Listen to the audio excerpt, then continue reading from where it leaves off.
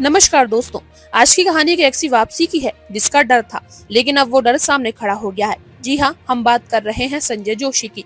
वो नाम जो मोदी युग में एक भूत की तरह भाजपा में घूमता रहा, लेकिन अब वो भूत हड्डियों में जान लाकर वापस आने की तैयारी में है। और जैसे ही संजय जोशी सक्रिय राजनीति में लौटते हैं, एक बात तो तय है, अमित शाह के दिन अब गिने चुने हैं। आइए इस पूरे राजनीतिक ड्रामे को एक एक परत खोलकर समझते हैं और जानिए कैसे रेखा गुप्ता का नाम भी इस कहानी में जोर से उभर कर सामने आया है। संजय जोशी वापसी की पटकथा कैसे बनी? देखिए, राजनीति में कुछ भी अचानक नहीं होता, सब कुछ प्लानिंग से होता है। और संजय जोशी की वापसी भी कोई इत्तेफाक नहीं है।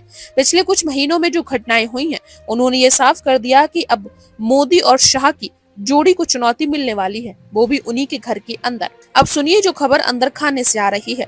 दिल्ली के एक गुप्त ठिकाने पर संजय जोशी की मुलाकात हुई, न सिर्फ नरेंद्र मोदी से बल्कि अमित शाह से भी। हाँ, आपने सही सुना। जिन संजय जोशी को मोदी ने 2005 से लगातार साइडलाइन किया, अब वही मोदी खुद उनसे बातचीत कर रहे हैं। कारण, दबाव बढ़ रहा है। बीजेपी के भीतर कई वरिष्ठ नेता, जिनमें शिवराज सिंह चौहान, वसुंधरा राजे और यहाँ तक कि कुछ पुराने संघ प्रचारक संजय जोशी के साथ खड़े दिख रहे हैं। अमित शाह की घटती ताकत। अब बात करते हैं अमित शाह की। देखिए, जब बीजेपी में एक ही चेहरा सबसे ताकतवर होता है तो वो धीरे धीरे घमंड में आ जाता है। अमित शाह के साथ भी कुछ ऐसा ही हुआ, मगर अब वो समय बीत गया है। जब से संजय जोशी की वापसी की चर्चा शुरू हुई है, शाह का चेहरा फीका पड़ गया है। अब देखिए ना, दिल्ली की मुख्यमंत्री बनी रेखा गुप्ता। क्या आपको लगता है रेखा गुप्ता अमित शाह की पसंद थी? नहीं साहब, ये तो सीधे संघ की ओर से आया था। और दिलचस्प बात तो ये है कि रेखा गुप्ता शपथ लेने के 48 घंटे के अंदर अंदर अमित शाह का नाम लेकर उन्हें सीधे निशाने पर लेने लगी। ऐसा दुस्साहस आज तक किसी बीजेपी सीएम ने भी नहीं किया। मतलब ये कि संघ अब खुलकर मोर्चा संभाल चुका है और शाह की सुपर सीएम बनने की प्लानिंग हवा हो चुकी है। रेखा गुप्ता का रोल और संघ की चाल। रेखा गुप्ता की ताजपोशी बीजेपी के भीतर एक बहुत बड़ा सिग्नल है। ये संकेत है कि अब संघ एक बार फिर पार्टी की बागडोर अपने हाथ में लेना चाहता है और रेखा गुप्ता उसी स्क्रिप्ट का पहला चैप्टर है।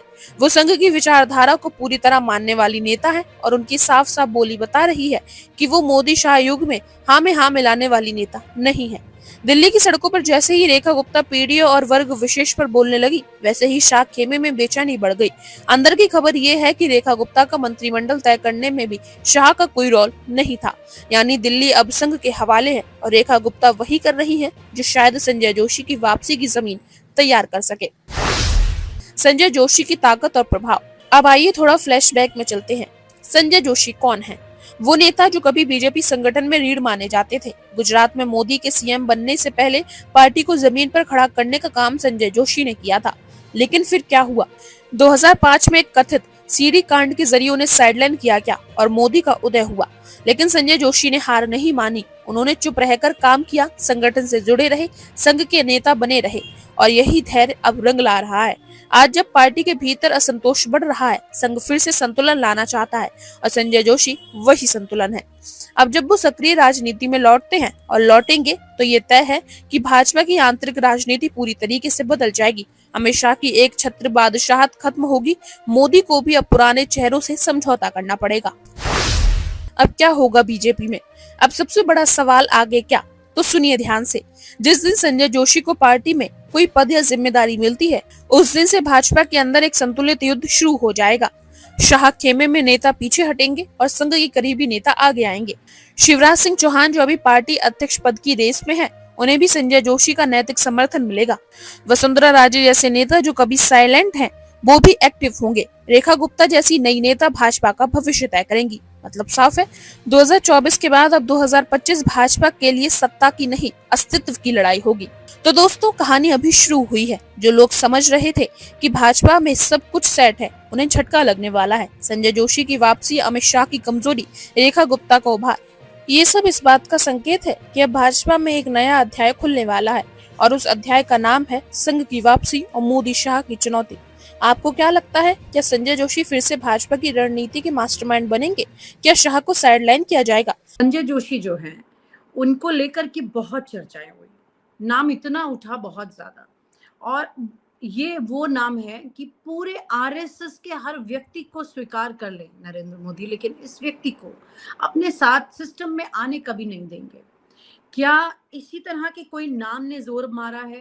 क्योंकि आरएसएस में भी संजय जोशी के नाम की चर्चा अच्छी खासी हुई है कि प्रेसिडेंट की पोजीशन के लिए या महामंत्री की पोजीशन के लिए इस तरह से करके संजय जोशी को वापस एक्टिव पॉलिटिक्स में लाया जाए। लेकिन यहाँ पर पिछले कुछ टाइम से जब से ये अंदर ये जो फेविकोल की मैं बात कर रही हूँ और जो भागवत जी के पास मिलने गए हैं मोदी जी, कुछ टाइम से चीजें फिर से वापस दबने लगी हैं। तो क्या संजय जोशी के नाम से इतना डर हुआ कि वो पहुंच गए हैं हेडक्वार्टर, वहां पर हाथ जोड़कर आज मिल रहे हैं मोहन भागवत से, वहां सर नवा रहे हैं? नहीं, मुझे नहीं लगता कि ऐसा कुछ हुआ होगा। भारतीय जनता पार्टी का अध्यक्ष वही बनेगा जो जिसको मोदी और अमित शाह स्वीकार करेंगे। पर और अमित भारतीय शाह तो जनता पार्टी का खट्टर का नाम आया था आरएसएस से, और खट्टर भारतीय के नाम जनता को पार्टी में लेके में अभी अधूरी बात हुई थी। भारतीय जनता पार्टी का अध्यक्ष वही बनेगा जो मोदी और अमित शाह को या टॉप लीडरशिप को स्वीकार हो। लेकिन भारतीय जनता पार्टी का अध्यक्ष वही बनेगा जो संघ को भी स्वीकार होगा। ये आपस की स्वीकार्यता का सवाल है।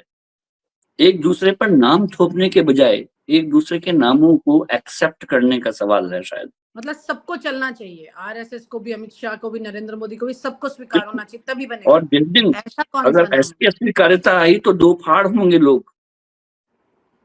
ओके, ये कैडर है, बीजेपी का एक कैडर है, दो संघ एक फाड़ कैडर तब नहीं हो जाएगी जब है। एक व्यक्ति को चुनेंगी और दोनों ही अपनी मर्जी से उससे काम करवाना चाहेंगे, आरएसएस इसीलिए भी तो और वो बीजेपी भी ऐसा फैसले पर। होगा ही नहीं, ऐसा क्यों? होगा ही नहीं। तभी तो भारतीय जनता पार्टी के अध्यक्ष चुनने में इतनी देरी हुई है। कुछ तो ऐसा कौन कुछ सा चाणक्य बुद्धि लेकर आएंगे जो दोनों को संभाले तराजू में बराबर तरीके से? मैंने कहा कि भारतीय जनता पार्टी का अध्यक्ष जब जब कोई पार्टी सत्ता में होती है, जब जब कोई पार्टी सत्ता में होती है, तो मैं आपको नवभारत टाइम्स के बहुत पुराने राजेंद्र माथुर एडिटर रहे हैं। उन्होंने जब जनता दल की सरकार थी तब एक एडिटोरियल लिखा था जी। और वो एसआर बोम्मई के बारे में था जो जनता दल के अध्यक्ष बनाए गए थे। उनका कहना ये था कि किसी भी सत्तारूढ़ पार्टी को ऐसे अध्यक्ष की जरूरत होती है जो भोंदू। और अच्छा। उस एडिटोरियल का शीर्षक ही था भोंदू अध्यक्ष। तो भोंदू अध्यक्ष ढूंढेंगे। मैं ये नहीं कह रहा हूं कि इस समय इन लोगों को भोंदू की तलाश है, लेकिन सिंबलिज्म ये है कि अगर प्रधानमंत्री का लेवल का आदमी हमारे पास है तो वो किसी भी पार्टी का अध्यक्ष एक प्रधानमंत्री के लेवल पर पहुंच जाता है। ऐसे में प्रधानमंत्री से के कद के बराबर ना हो, लेकिन उससे उसके उसके साथ खड़े होने लायक तो हो, कोई ऐसा अध्यक्ष चाहिए। ऐसे में मैंने फिर कह रहा हूं कि ना सवाल ओबीसी का है, ना दक्षिण का है, ना उत्तर का है। सवाल ना ये है महिला कि का है। ना महीना का भी नहीं, जो भी बनेगा वो अध्यक्ष। हमारे देश में तो व्यक्ति का ऐसा है कि जिस पत्थर को भी आप मंदिर में जिस टेढ़े मेढ़े किसी को भी रख दीजिए, हम तो पूछने लग जाते हैं उसको। तो एक लीडर का है। भारतीय जनता पार्टी हो सकता है कि ये चाहती हो कि ये सिंबलिज्म में सिमट जाए और अध्यक्ष सांकेतिक हो, जबकि संघ का कहना ये होगा कि अध्यक्ष सांकेतिक ना हो, वो एक पावरफुल सोचने समझने वाला, चीजों को संचालित करने वाला हो, क्योंकि हमें अगले 10 साल के और आगे देखना है। अच्छा, मतलब तेज दिमाग अब का आप चाहिए।